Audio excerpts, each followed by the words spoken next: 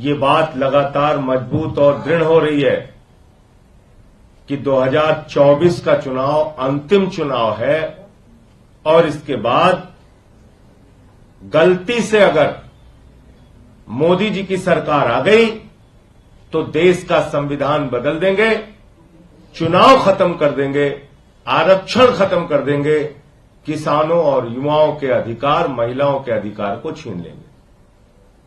इस बात की आशंका हर दिन मजबूत हो रही है, प्रबल हो रही है और इसके एक नहीं अनेक उदाहरण है क्यों यह धारणा मजबूत हो रही है लोगों के मन में।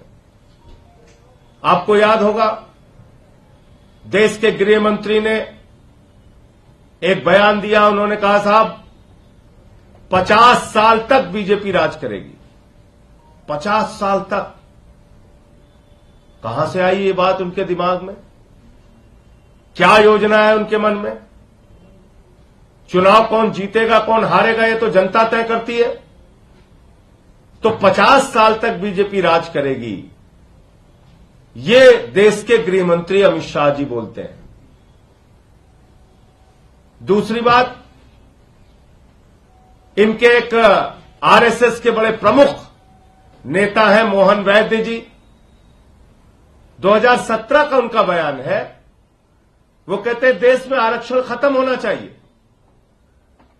2015 में आरएसएस के प्रमुख, आप सब जानते हैं, देश के लोगों के लिए तो संविधान बाबा साहब डॉक्टर भीमराव अंबेडकर जी ने जो लिखा वो भारत का संविधान है, लेकिन भारतीय जनता पार्टी के लिए संविधान वो है जो आरएसएस के प्रमुख लिखते हैं। उनका देश के संविधान में आस्था नहीं है, क्योंकि देश के संविधान को तो बदलना चाहते हैं, तार तार करना चाहते हैं। वो किसके संविधान को मानते हैं? वो आरएसएस के प्रमुख मोहन भागवत के संविधान को मानते हैं। जो नागपुर का संविधान है वो भाजपाइयों पर लागू होता है, भारत का संविधान वो नहीं मानते, भारत के संविधान में उनकी आस्था नहीं है। और इसीलिए देखिए आप, प्रधानमंत्री ने कितने अहंकार में कहा, खुद बाबा साहब आ जाए तो संविधान बदल नहीं सकते। ये किस बात का चैलेंज आप दे रहे हैं बाबा साहब को? बाबा साहब ने तो एक बच्चे को जन्म दिया है संविधान के रूप में, उसका कत्ल वो क्यों करेंगे? वो क्यों कोई बदलाव करेंगे? इसका मतलब बदलाव की मंशा आपके और आरएसएस के और संघ के मन में और नागपुर में बैठे हुए लोगों के मन में है। और इसीलिए देश का गृह मंत्री खुलेआम कह रहा है 50 साल तक देश पे राज करूंगा, क्योंकि जब चुनाव खत्म हो जाएगा, आरक्षण खत्म हो जाएगा, रसिया के पुतिन का राज हो जाएगा, किम जोंग का राज हो जाएगा, तो क्या जरूरत है चुनाव कराने की? तो मैं आपको बता रहा था कि मोहन भागवत ने 2015 में बिहार विधानसभा के चुनाव के पहले कहा कि देश के अंदर आरक्षण खत्म होना चाहिए, आरक्षण की समीक्षा होनी चाहिए। क्यों भाई? बाद में जब उन पे हमले होने लगे तो लीपापोती करने में लग गए। नहीं, हमारे कहने का ये मकसद तो नहीं था, वो मकसद तो नहीं था। तो इसलिए अब जो मैं बात आपको बताने जा रहा हूं, 2024 के पहले की योजना जो आपको बताने जा रहा हूं, वो प्रमाण सहित आपके सामने है। भारत के प्रधानमंत्री घूम घूम के 400 सीट मांग रहे हैं, उनके सांसद, उनके नेता घूम घूम के 400 सीट मांग रहे हैं।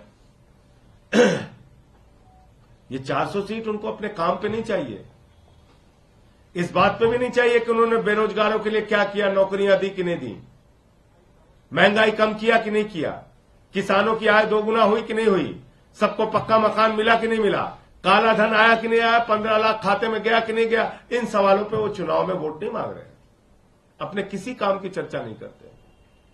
इलेक्टोरल बॉन्ड के भ्रष्टाचार हो, चाहे नोटबंदी का भ्रष्टाचार हो, किसी मुद्दे पर चर्चा नहीं करते वो। चाहे पूंजीपतियों का 15 लाख करोड़ माफ करना हो, किसी मुद्दे पर चर्चा नहीं। क्या 400 सीट दे दो, संविधान बदलना है। 400 सीट दे दो, संविधान बदलना है। और ये इनके अयोध्या के सांसद लल्लू सिंह जी एक सभा में खुलेआम कह रहे हैं 400 सीट इसलिए चाहिए कि संविधान बदलना है। ज्योति मिर्धा भारतीय जनता पार्टी की सांसद की प्रत्याशी कहती है 400 सीट चाहिए इसलिए कि संविधान बदलना है। अनंत हेगड़े जो पूर्व केंद्रीय मंत्री है बीजेपी सरकार के, वो कहते हैं 400 सीट दे दो, संविधान बदलना है। और अभी जो ताजा मामला आया है वो मेरठ के प्रत्याशी जो सीधे तौर पे प्रधानमंत्री नरेंद्र मोदी जी के प्रत्याशी हैं, अरुण गोविल जी। अरुण गोविल जी बयान दे रहे हैं 400 सीट चाहिए, संविधान बदलना है। तो आप भारत का संविधान बदलना चाहते हैं? इस देश के 85% लोगों को जो अधिकार मिला है, दलितों को, पिछड़ों को, आदिवासियों को, अल्पसंख्यकों को जो अधिकार मिला है, आरक्षण का अधिकार, वो आप उनसे छीनना चाहते हैं। नौजवानों को जो अधिकार मिला है वो आप छीनना चाहते हैं। किसानों की एमएसपी का जो अधिकार मिला है वो आप छीनना चाहते हैं। जो एक वोट का अधिकार मिला है जिसके कारण बड़े बड़े नेता, बड़े बड़े प्रधानमंत्री, मुख्यमंत्री जनता के सामने सर झुकाते हैं, वो अधिकार आप छीनना चाहते हैं। क्या मंशा है आपकी संविधान बदलने से? क्योंकि हमने देखा है संविधान बदल के आपने क्या किया दिल्ली के अंदर।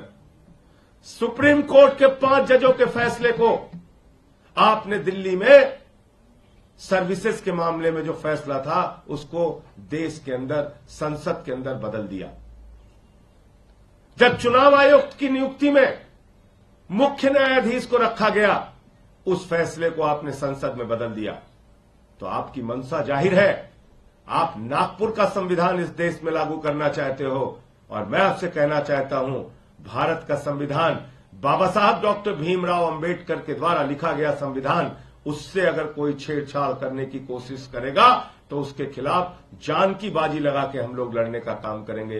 बाबा साहब के संविधान से छेड़छाड़ करने नहीं देंगे, आरक्षण खत्म नहीं करने देंगे, आपको किसानों के हक नहीं मारने देंगे, युवाओं के हक नहीं मारने देंगे। आपने संविधान बदला है, ट्रेलर दिखाया है 2019 से 24 की सरकार में, और 24 में आपने जीतने के बाद मन बना लिया है कि आप आरएसएस का, संघ का और नागपुर का संविधान देश में लागू करेंगे, जो संविधान कहता है आरक्षण तो खत्म होना चाहिए।